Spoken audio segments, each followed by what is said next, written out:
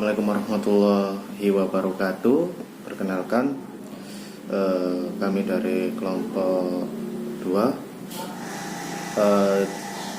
dengan saya sendiri Muhammad Rudi Purwoko, dan ini ada sebuah teman-teman saya, Muhammad Zakaria, Gading Dwi Krisnawa, Muhammad Nizar Virus, dan Muhammad Mansur Hidayat, yang akan kami presentasikan dengan judul Implementasi Kebijakan Program Keluarga Harapan atau PKH dalam mengurangi tingkat kemiskinan studi kasus di Desa Ngastemi, Kecamatan Bangsal, Kabupaten Mojokerto. Bab 1. Latar belakang. Kemiskinan merupakan salah satu permasalahan yang dialami oleh negara berkembang. Setiap negara pasti memiliki masalah masing-masing. Pada negara Indonesia memiliki beberapa masalah, di antaranya terletak pada bidang ekonomi, khususnya pada masalah kemiskinan. Kemiskinan adalah merupakan keadaan saat ketidakmampuan untuk memenuhi kebutuhan dasar seperti sandang, pangan, maupun papan. Kemiskinan juga dapat disebabkan oleh kelangkaan alat pemenuhan kebutuhan yang dasar, ataupun sulitnya akses terhadap pendidikan dan kesejahteraan. Kondisi masyarakat yang disebut miskin dapat diketahui berdasarkan kemampuan pendapatan dalam memenuhi standar hidup. Menurut Nugroho 1995, berdasarkan Undang-Undang Nomor 24 Tahun 2004, kemiskinan adalah kondisi sosial ekonomi seseorang untuk sekelompok orang yang tidak terpenuhinya hak-hak dasar untuk mempertahankan dan mengembangkan kehidupan yang bermartabat. Dalam kesejahteraan masyarakat, pemerintah harus juga memperhatikan masalah kemiskinan, karena kemiskinan merupakan hal yang tidak dapat dilepas dari masalah pemenuhan kebutuhan hidup.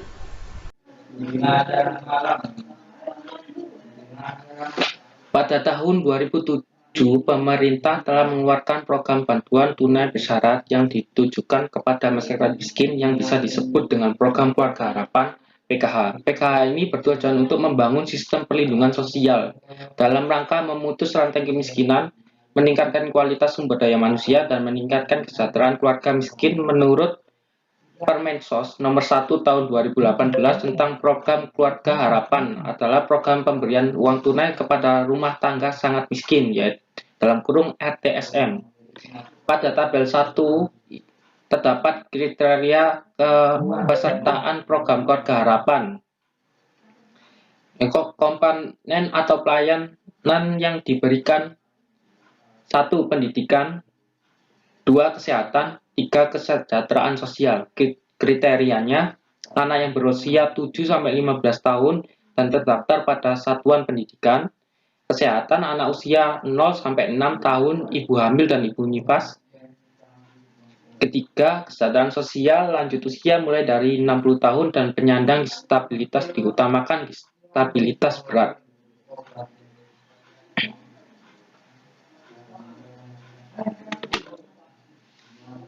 PKH di Desa Ngastami ini mulai ada pada tahun 2018. Sebelum adanya PKH, sebagian masyarakat Desa Ngastami merasa belum bisa memenuhi kebutuhan hidup sehari-hari. Dikarenakan pekerjaan masyarakat sebagian besar hanya sebagai petani dan masih berpenghasilan di bawah rata-rata. Banyak orang tua yang mengeluh dengan kebutuhan pendidikan dan kesehatan yang semakin mahal, yang menyebabkan masih banyak anak yang tidak bisa melanjutkan sekolah ke tingkat yang lebih tinggi, serta tidak bisa berobat ketika mereka sakit. Setelah adanya bantuan PKH masuk ke Desa Ngastami ini, masyarakat merasa sedikit terbantu, seperti memenuhi biaya keperluan sekolah dan memenuhi biaya belanja kebutuhan pokok. Sementara jumlah penduduk Desa Ngastami dari data Dispendicapil mencapai 4.587 jiwa, serta jumlah penerima bantuan sebanyak 214 14 keluarga menerima manfaat. Ini adalah data pada tahun 2019 hingga sekarang. Berdasarkan data di atas masih banyak keluarga yang belum mendapat bantuan PKH. Dan apakah penerima manfaat PKH tersebut sudah tepat sasaran atau belum? Hal itu yang ingin penulis teliti. Perlu adanya bantuan PKH agar keluarga sangat miskin tersebut dapat menjalankan atau melaksanakan dana dari pemerintah sesuai dengan prosedur yang telah diterapkan, seperti hal yang menyekolahkan anaknya dan mengutamakan kesehatannya. Maka perlu adanya pendamping PKH untuk memberikan penyuluhan kepada keluarga sangat miskin terkait dengan pendidikan dan kesehatan PKH, dan dapat menanggulangi kemiskinan yang menjadi prioritas utama telah dilaksanakan dalam jangka waktu yang panjang. Berbagai strategi, kebijakan, program, dan kegiatan penanggulangan kemiskinan baik yang bersifat langsung maupun tidak langsung telah diimplementasikan, namun masih banyak pula kemiskinan di desa Nastami yang belum mendapatkan bantuan tersebut.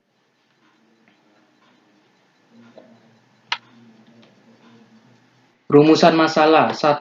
Bagaimana implementasi kebijakan program Keluarga Harapan dalam mengurangi tingkat kemiskinan? Studi kasus di Desa Ngastemi, Kecamatan Bangsal, Kabupaten Mojokerto. 2. Apa sajakah faktor yang menghambat kebijakan program Keluarga Harapan dalam mengurangi tingkat kemiskinan? Studi kasus di Desa Ngastemi, Kecamatan Bangsal, Kabupaten Mojokerto. Tujuan. 1. Untuk mendeskripsikan dan menganalisis tentang implementasi program Keluarga Harapan dalam upaya meningkatkan kesejahteraan masyarakat di Desa Ngastemi, Kecamatan Bangsal, Kabupaten Mojokerto. 2. Untuk mendeskripsikan dan menganalisis faktor penghambat dan pendukung dari implementasi program Keluarga Harapan dalam upaya meningkatkan kesejahteraan masyarakat di Desa Ngastemi, Kecamatan Bangsal, Kabupaten Mojokerto.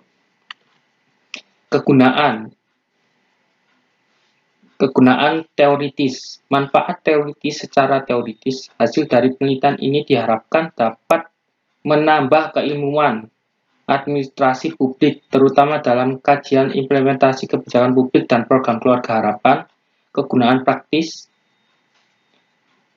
Penelitian ini diharapkan dapat menjadi masukan bagi pemerintah desa dalam meningkatkan implementasi kebijakan dan meningkatkan kualitas program pemerintah, khusus program Keluarga Harapan.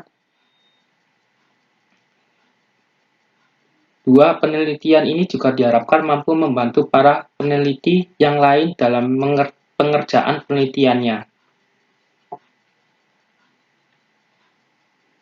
Bab 2. Penelitian terdahulu. 1. Monica Martelova 2019 yang berjudul Implementasi Program Keluarga Harapan atau PKH di Kecamatan Bukit Kemuning, Kabupaten Lampung Utara. 2. Nurdiana tahun 2017 yang berjudul Implementasi Program Keluarga Harapan di Kecamatan Mambi, Kabupaten Mamasa. Yang ketiga, Tri Ramadan tahun 2010 yang berjudul Implementasi Program Keluarga Harapan atau PKH dalam pemberdayaan masyarakat di Kecamatan Kelapa Gading, Kota Madia, Jakarta Utara. Landasan teori. Di sini kalian bisa lihat pengertian implementasi adalah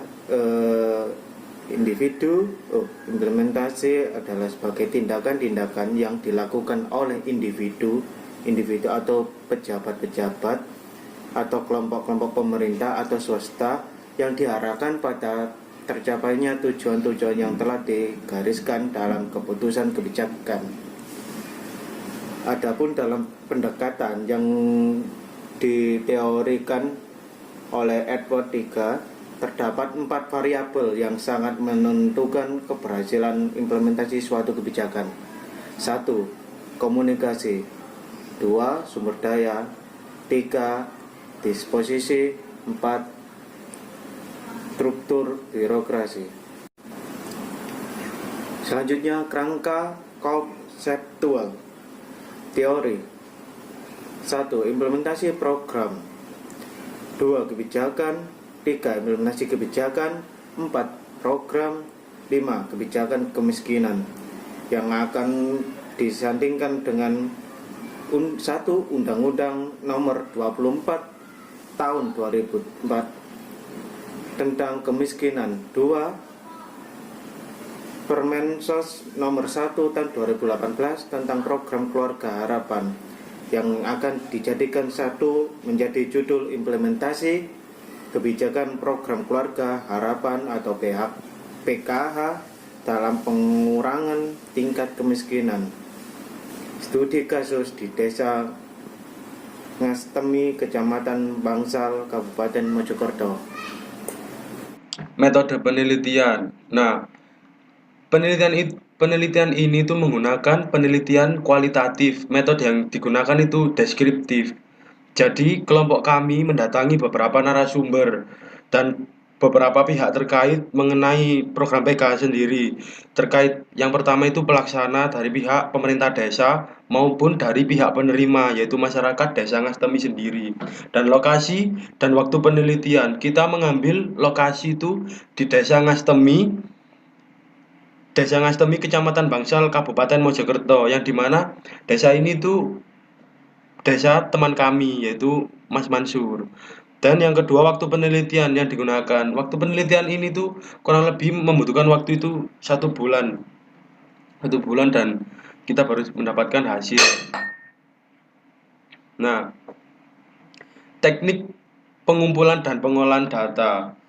Nah, dalam suatu penelitian sendiri itu pasti dibutuhkan pengumpulan data. Nah, yang kita gunakan itu ada tiga cara, yaitu yang pertama itu wawancara. Kita itu mendatangi beberapa pihak-pihak terkait maupun narasumber. Yang pertama itu adalah dari pihak pelaksana, yaitu pihak desa, pemerintah desa, perangkat-perangkat desa.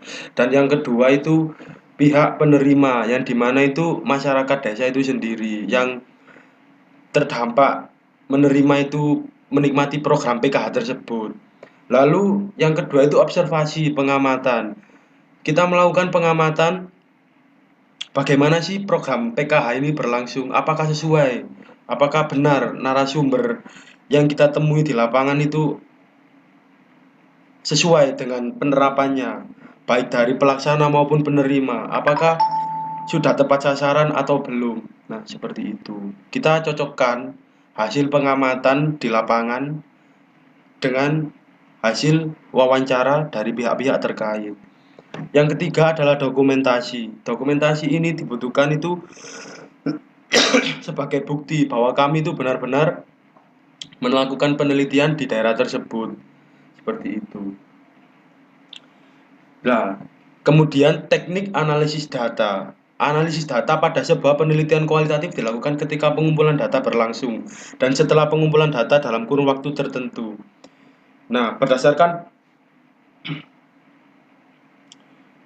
Nah, untuk menganalisis data di lapangan terdapat beberapa tahap yang kita lakukan itu. Yang pertama, pengumpulan data dari berbagai pihak, yang dimana itu ada wawancara itu, terus observasi juga yang di atas itu tadi, dan juga dokumentasi. Nah, itu data kita kumpulkan dari beberapa sumber-sumber terkait, dari pelaksana maupun penerima program PKH tersebut. Nah, yang kedua